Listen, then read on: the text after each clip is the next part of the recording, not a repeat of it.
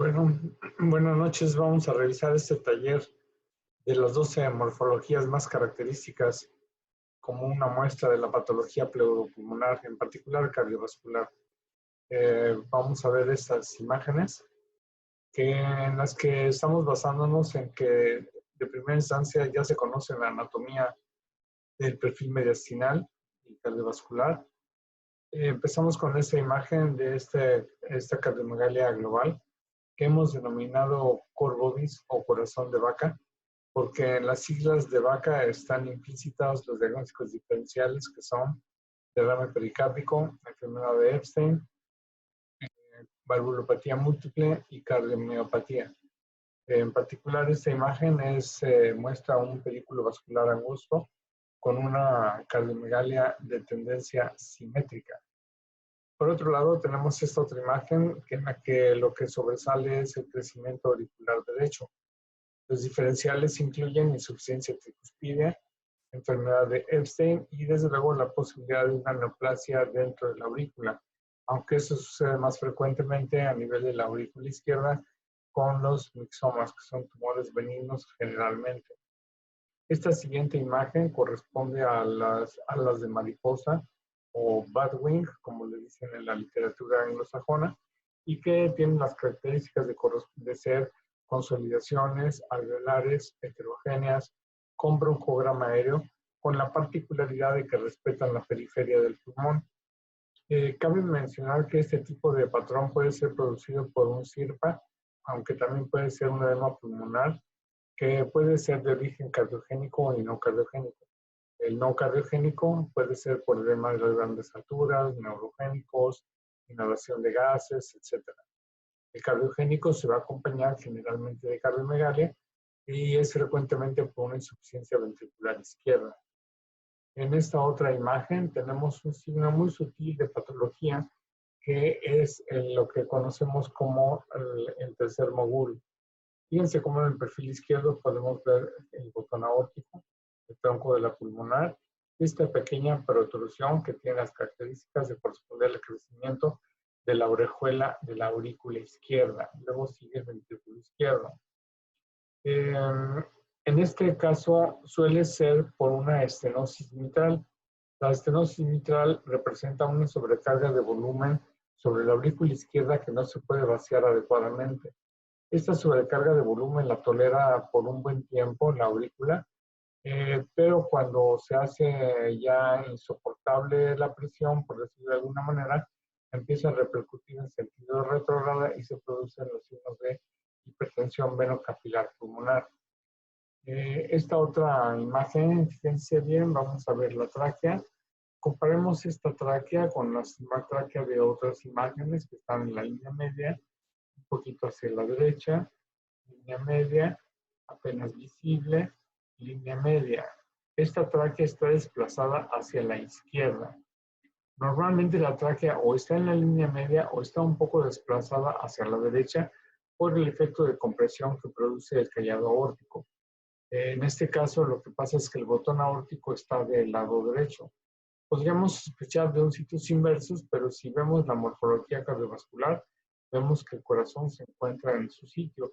Por lo tanto, lo único que está en sitio anormal es la aorta.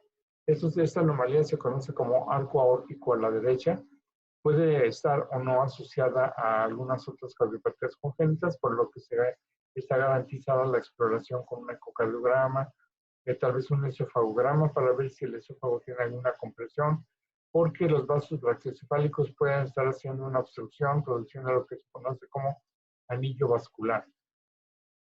La siguiente imagen que les voy a presentar es prácticamente normal, pero vamos a poner el escenario de un paciente que llega a urgencias con insuficiencia respiratoria aguda, con disnea, con hipoxemia, taquicardia, y antes de mandarlo al psiquiatra tenemos que descartar una anormalidad que se conoce como tromboembolia pulmonar, sobre todo si el paciente tiene factores de riesgo como insuficiencia venosa, varices, antecedentes de tromboembolia pulmonar. Debemos siempre considerar esta alternativa, solicitar una enzima que se llama el dímero D, y si los factores de riesgo son muy importantes para tromboembolia pulmonar y no tenemos al alcance la respuesta temprana del examen de laboratorio, procede a hacer una angiotomografía, que es bastante sensible para émbolos en las estructuras vasculares gruesas.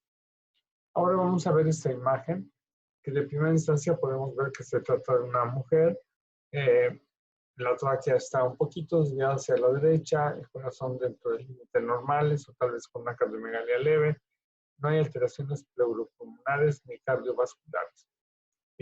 Llama la atención la presencia de una imagen de tipo lineal, fina, curva, delgada, nítida y un pequeño nodulito en esta porción. Esto es lo que hemos conocido como un lóbulo accesorio de la ácidos. Es una variante anatómica de desarrollo y no tiene ninguna repercusión significativa. Lo interesante en esta placa es que si se fijan en los letreros, comparados con los letreritos que tenemos, las marcas que tenemos en otros casos, que deben indicar si la placa es posterior anterior o lateral, lado derecho y lado izquierdo, los letreros están al revés. Entonces tenemos aquí una placa con truco porque se trata de un situs inversus. Aquí todo está invertido y la placa nada más está colocada en sentido opuesto, simulando que es un caso normal. Entonces hay que estar al tanto y muy pendientes porque estas modificaciones pueden ser errores técnicos y nos pueden inducir al error que puede ser de repercusión significativa. En esta otra imagen lo que vemos es un desarrollamiento muy importante de la aorta torácica.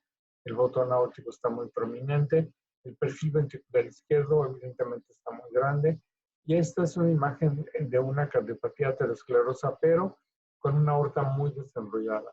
Aquí cabe considerar la posibilidad de un aneurisma o una disección aórtica o simplemente un desarrollamiento de la aorta como complejo de la arteriosclerosis. También está garantizado, desde luego, la tomografía computarizada, desde luego, con medio de contraste. En esta siguiente imagen, quiero llamar su atención sobre el perfil ventricular, el perfil cardíaco, y en particular el perfil ventricular. Si se fijan, la punta del corazón se ve levantada. Esta es la imagen que conocemos como corazón en sueco y es clásica y característica de la tetralogía de Fallot. En ella, la aorta está pequeña, la pulmonar está cóncava y en realidad este perfil, aunque aparente ser el ventrículo izquierdo, es el ventrículo derecho. Ya hablábamos en clases anteriores que el ventrículo derecho puede crecer en forma hipertrófica, pero también puede producir levantando la punta del corazón. En este caso tenemos medio de contraste en el esófago, o sea, es un esofagograma, para descartar cualquier tipo de compresión y valorar las compresiones cardiovasculares sobre el esófago. También podemos ver que hay disminución del flujo vascular. Esto se conoce como oligoemia. Comparando estas imágenes, la vascularidad pulmonar con las otras imágenes del resto de las radiografías, podemos ver que hay menos vascularidad de lo normal y corresponde a una tetralogía de Fallot. Es una patología que no se va a ver tan frecuente, pero que hay que tener en mente. Luego pasamos a esta imagen que con mucho es la patología más frecuente que vamos a ver, porque lo que vemos es una cardiomegalia grado 2. Hay que tener cuidado con el ángulo cardiofrénico en donde se deposita grasa. Aquí hay dos densidades distintas, esta moderadamente transparente y esta más blanca. Entonces realmente el perfil ventricular izquierdo se recorta aquí y esto es grasa pericárdica. Vean que el botón aórtico es prominente si lo comparamos con otros botones aórticos, como este tal vez, como este otro tal vez acá arriba. Entonces vean cómo este botón aórtico es prominente y además se observa una opacidad que hace una curva. Si fuera la vena cava superior tendremos una línea blanca, lineal. En cambio aquí tenemos una línea blanca pero curva. Este es el desarrollamiento de aorta ascendente. Esta es una cardiopatía aterosclerosa. También podemos decir que es hipertensiva si tenemos el antecedente clínico del paciente que efectivamente padezca de hipertensión. Seguimos entonces con estas dos imágenes.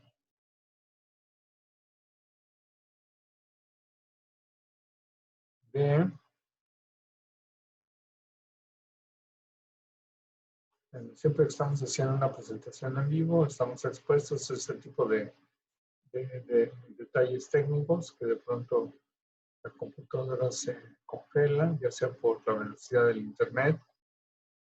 Aquí podemos ver. Entonces ahora tenemos una cardiomegalia masiva, una cardiomegalia global. También podríamos incluirlo en el diagnóstico de la primera imagen del corazón de vaca. En este caso no se trata de un derrame pericárdico. Vean la diferencia, un pedículo vascular angosto con una cardiomegalia más o menos simétrica. Aquí tenemos un pedículo vascular ancho, una aorta prominente, y esto se trata de una cardiomiopatía dilatada. Tenemos también la presencia de un marcapaso que ya sabemos que pueden ser unipolares, bipolares y tricamerales. Tenemos que ver cuando hay un marcapaso, en primer lugar, la continuidad de los electrodos y luego ver que un electrodo se encuentra en la aurícula derecha y el otro en el ventrículo derecho para mayor eficiencia. Como última imagen, fíjense que tenemos un corazón grande con múltiples opacidades. El botón aórtico es pequeño. Esto corresponde al tronco de la arteria pulmonar sumamente dilatado. Apenas vemos el perfil ventricular izquierdo porque no está crecido. Por otro lado, tenemos la arteria interlobar derecha muy dilatada, casi como de 2 centímetros, y que está truncada bruscamente con disminución ligera de la vascularidad periférica. Este es un signo de hipertensión arterial pulmonar. Una vez que se ha instalado la hipertensión arterial pulmonar, no tenemos manera de saber cuál fue la causa o la etiología. De esta manera, tenemos aquí los principales diagnósticos que tenemos que manejar en la patología cardiovascular.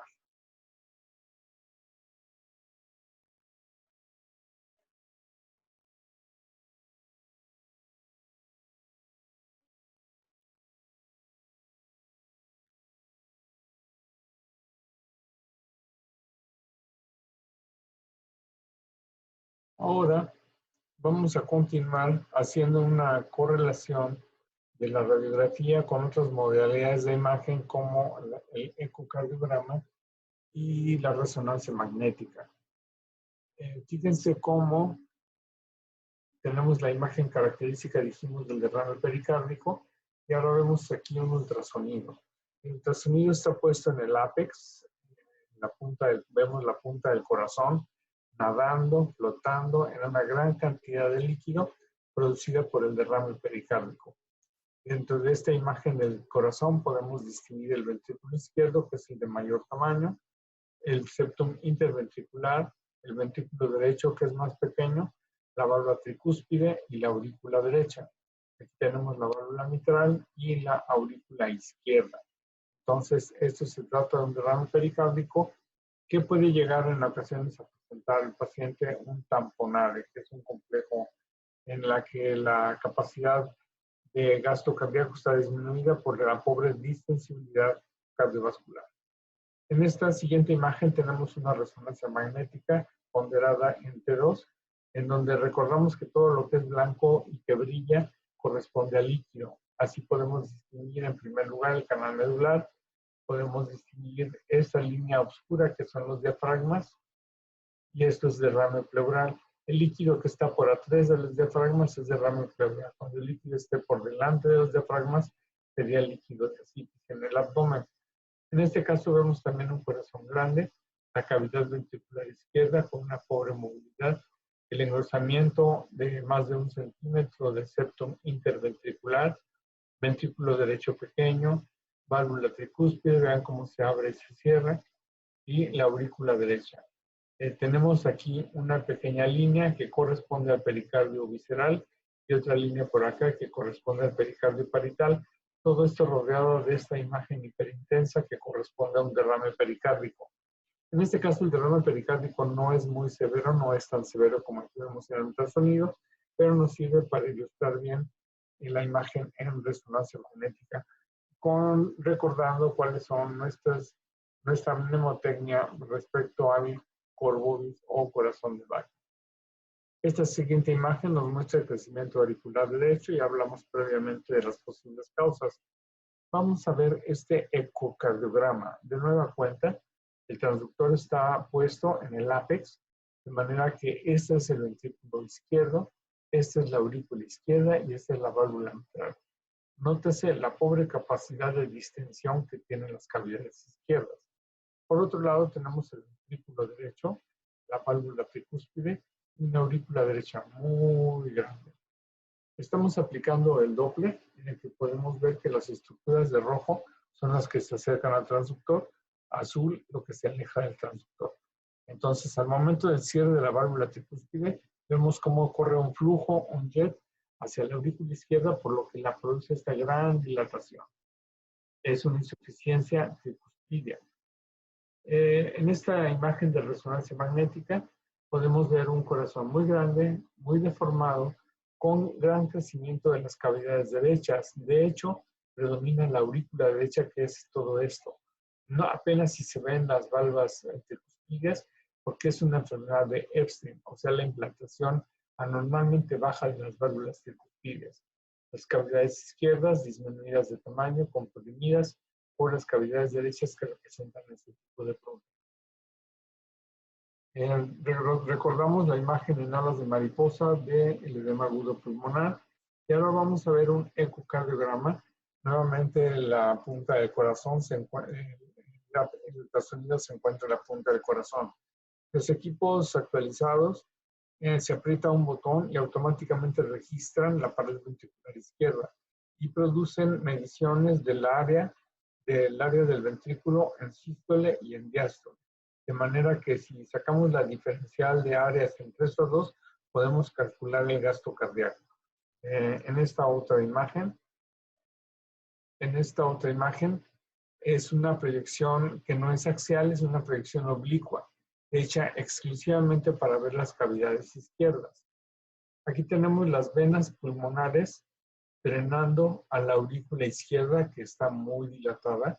El anillo valvular está muy dilatado, por lo tanto es insuficiente, y el ventrículo izquierdo se encuentra también sumamente dilatado. Nótese la pared ventricular, que no es tan gruesa, y en particular en este sitio en donde está la flecha amarilla hay una pérdida de la motilidad de este pedazo de corazón, lo cual sugiere que esta es una secuela de un infarto.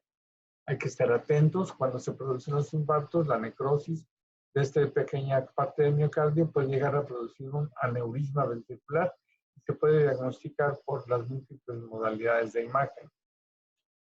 Si recuerdan esta imagen con este tercer mogul y vemos un ecocardiograma, también con el transductor en la punta del corazón, vamos a distinguir las siguientes cavidades. Primero, la que está pegada al esternón, ventrículo derecho, válvula tricúspide, aurícula derecha.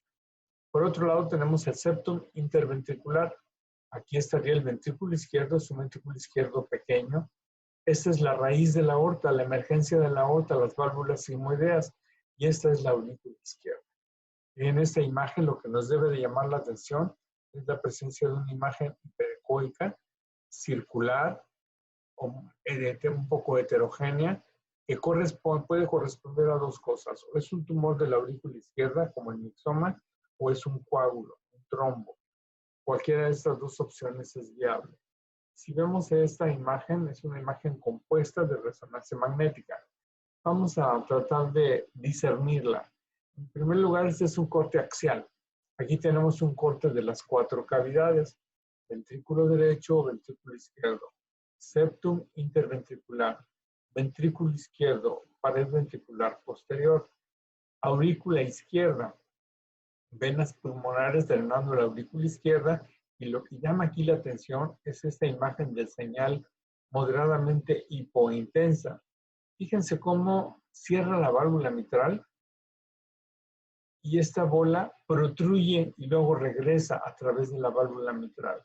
Vamos a ver este corte oblicuo en donde vemos de nueva cuenta cómo la bola fluye de aurícula a ventrículo y se regresa. No es un trombo, es un tumor de la aurícula izquierda. Vamos a ver esta otra proyección oblicua derecha. Fíjense, esta es la raíz de la aorta, este es el ventrículo izquierdo, y luego esta es la aurícula izquierda y la bola cómo fluctúa dentro de en el canal aurículo-ventricular. Y en esta otra proyección vemos un pequeño derrame pericárdico, la aurícula izquierda dilatada con la bola que está protruyendo. Esto corresponde entonces a un tumor o coágulo de la aurícula izquierda. Decíamos que los tumores más frecuentes son los mixomas, suelen ser benignos, pero hay también mixomas malignos. Y la imagen característica desde el punto de vista radiológico va a ser únicamente de crecimiento auricular izquierdo. Hablamos del arco aórtico a la derecha como una situación, una variante anatómica. Ahora este es otro caso. Vamos a verla con detenimiento en el perfil izquierdo. Buscamos el botón aórtico, que podría ser este. Luego tenemos el tronco de la arteria pulmonar. Luego tenemos el ventrículo izquierdo. Pero aquí tenemos un tercer chipote. No es precisamente el tercer mogul, porque pensamos que el tercer mogul está entre el tronco de la pulmonar y el ventrículo izquierdo, porque es el crecimiento de la orejuela izquierda. Entonces, ¿qué es lo que está pasando aquí? Tenemos un contorno que hace esta vuelta, que hace esta otra vuelta hacia acá. Entonces, vamos a ver esta resonancia magnética. Es una proyección oblicua, en donde podemos ver el ventrículo izquierdo, aorta ascendente, dilatada, vasos brachiocefálicos, aorta descendente, o sea, este es el callado. Y aquí vemos algo que llama la atención, que es una estrechez. Esta es una estrechez de la aorta. Vean la aorta posterior a la estrechez. Y esto se conoce, es una anomalía que se conoce como coartación aórtica. Esto es una anomalía congénita y obviamente produce aumento de la presión de aquí, en la zona de estenosis hacia atrás.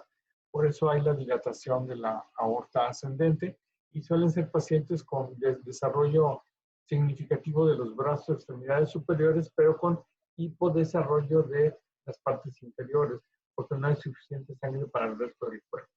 La reparación de esto se puede hacer por vía intraarterial con un balón.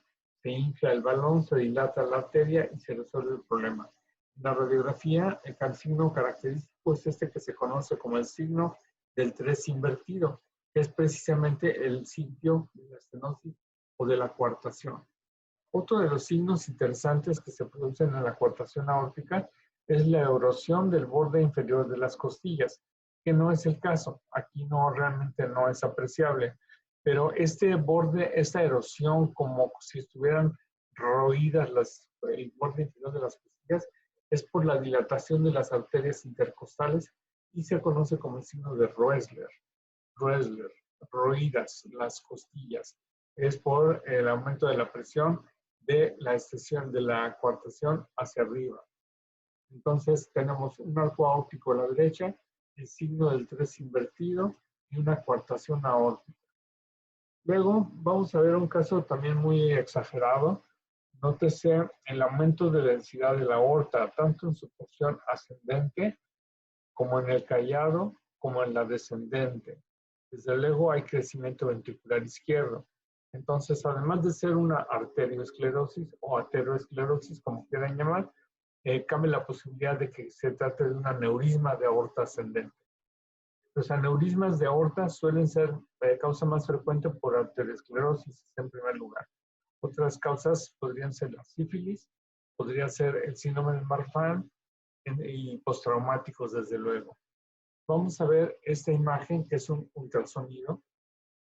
Y fíjense aquí, estamos en la luz ventricular izquierda. Aquí tenemos que la aorta se encuentra cabalgando entre el ventrículo izquierdo y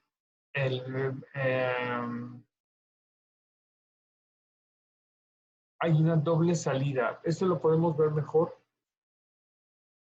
en esta imagen en coronal de la resonancia magnética. Fíjense en un detalle, la pared ventricular izquierda, ¿cómo está? Muy gruesa. El tamaño, la luz ventricular, muy reducida. La válvula aórtica se encuentra hipointensa. Acuérdense que el calcio, el hueso, es hipointenso. Esta es una calcificación del anillo vascular de la aorta, de las válvulas sigmoideas, produciendo una estenosis aórtica. Por lo tanto, el ventrículo izquierdo se pone cachetón y este flujo, este jet, esta turbulencia dilata la porción ascendente de la aorta. Entonces, aquí lo que tenemos es una estenosis valvular aórtica hipertrofia ventricular izquierda y una dilatación severa de la aorta ascendente. Teníamos la imagen que hablamos hace rato de la imagen en sueco, la punta ventricular levantada por el hipertrofia ventricular derecha. Vamos a ver este ecocardiograma. Aquí tenemos el septum interventricular, aquí tenemos el ventrículo izquierdo y aquí tenemos el ventrículo derecho. Fíjense cómo la aorta, que es esta estructura, está cabalgando entre los dos ventrículos, que es una de las características de la tetralogía de Fallot, la aorta cabalgante. Y entonces podemos verlo y diagnosticarlo con el ecocardiograma. De mejor manera demostrado en esta proyección oblicua, fíjense cómo la aorta se encuentra recibiendo sangre tanto del ventrículo derecho como del ventrículo izquierdo. Esta es la aorta cabalgante y es la característica de la tetralogía de Fallot, entre otras cosas, porque se asocia de hipertrofia ventricular derecha y estenosis valvular pulmonar. Es por eso que el flujo vascular pulmonar está disminuido. Tenemos otra imagen. Nótese el perfil ventricular izquierdo. Es un ventrículo cachetón. Es una hipertrofia ventricular izquierda. Si hacemos un ecocardiograma en un corte transversal del ventrículo, fíjense la luz ventricular que reducida está y vean el engrosamiento tan severo de la pared ventricular. Esto es una cardiomiopatía hipertrófica. ¿Podría ser secundaria a una estenosis valvular aórtica? Pues no, no hay indicios, porque ya vimos que cuando hay una estenosis valvular se produce un jet o una turbulencia que dilata la aorta ascendente y no es el caso. De manera que lo más probable es que se trate de una cardiomiopatía hipertrófica. En este corte coronal, o sea, de frente en la resonancia magnética, de nueva cuenta vemos la pared ventricular como es muy gruesa. Es normal que la luz ventricular tenga estos clavículas, que son los pilares tendinosos donde se insertan las válvulas. Aquí tenemos la válvula aórtica, la válvula sigmoidea, aorta ascendente que no está tan dilatada. Entonces se trata de una hipertrofia ventricular izquierda, que puede ser por una cardiomiopatía hipertrófica, una estenosis valvular o una cardiopatía hipertensiva. Ahora, esto sí es un corazón dilatado, eso sí es una cardiomiopatía dilatada. Y si vemos en el ecocardiograma, el tamaño ventricular izquierdo es muy grande, la movilidad es muy pequeña y la pared ventricular no es gruesa. Me imagino que ya pudimos ver el septum interventricular. Podemos ver el ventrículo derecho, la válvula tricúspide, aurícula derecha. Ventrículo izquierdo muy dilatado, con paredes muy delgadas, con pobre movilidad, válvula mitral, fíjense, valva anterior y valva posterior, como cierran, abren y cierran, con una aurícula izquierda de tamaño normal. Hacemos una resonancia magnética y lo que salta a la vista es el gran tamaño del corazón, tanto con cavidades derechas como con cavidades izquierdas. De nueva cuenta, chequen en la pared ventricular izquierda qué grosor tiene. Es delgada, muy delgada, papirácea. Y hay áreas de pobre movilidad, seguramente porque se trata de una cardiopatía isquémica. La aurícula izquierda tiene un tamaño adecuado.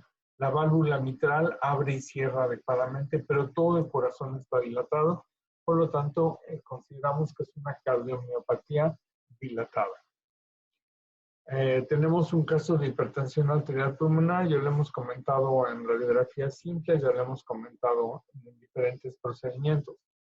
Ahora, aquí tenemos un ecocardiograma con el transductor en el ápice también, y vemos cómo de pronto se pinta de blanco las cavidades derechas. Esto es la aplicación de medios de contraste, que pueden ser unas pequeñas microburbujas. También se puede tener un efecto como este inyectando solución salina por vía intravenosa al momento de la ecocardiografía. Se hacen pequeñas burbujitas de turbulencia que producen esta imagen.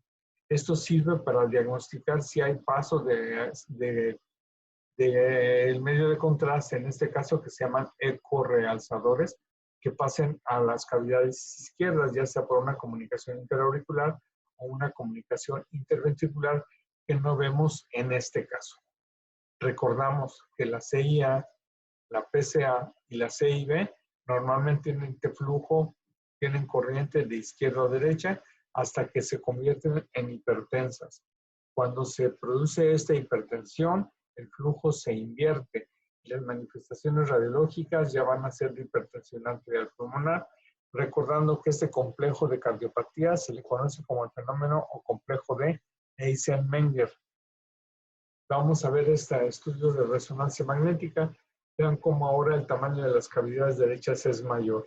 La aurícula derecha, podemos ver la válvula tricúspide, el ventrículo derecho no está dilatado, ventrículo izquierdo normal, aurícula izquierda normal.